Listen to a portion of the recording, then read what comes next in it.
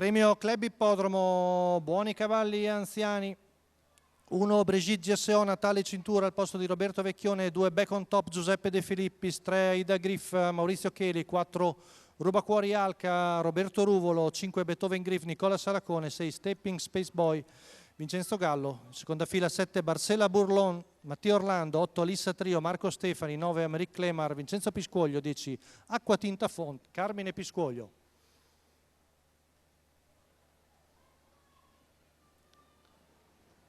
Stacco della macchina, veloci, Aida Griff, Rubacuori Alca e Stepping Space Boy.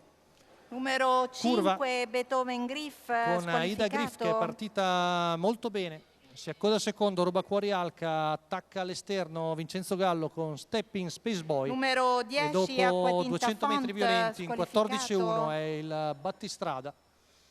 Tanto abbiamo perso Beethoven Griff. Siamo ai 400 ormai con il battistrada che sta rallentando vistosamente e arriva in 29,1 dopo un 15. Il figlio di Dream Vacation al comando su Aida Griff, poi Rubacuori Alca che ha spostato all'esterno Roberto Ruvolo da terza alla corda, intanto 600 in 45,7. All'esterno vediamo anche il numero 2 di Back on Top, ha guadagnato una posizione di dentro il numero 9 di Americ Clemar. Poi vediamo Alissa Trio che accenna a spostare in terza ruota mentre è stata squalificata anche Acqua Tinta Font. Giro in 1, c'è un problemino al crono in 1.04,9.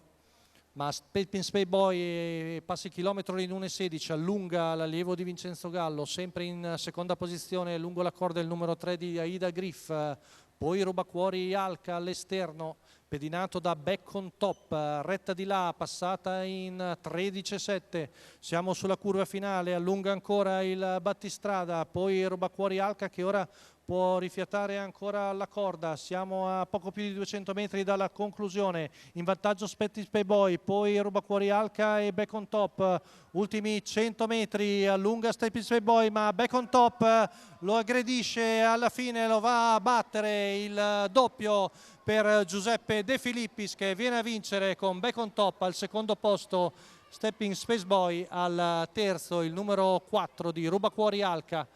Ben 57,5 l'ultimo giro per Back on Top, il figlio di Exploit CAF, guida e training di Giuseppe De Filippis, ripetiamo al doppio in serata per la signora Andreina Vittucci.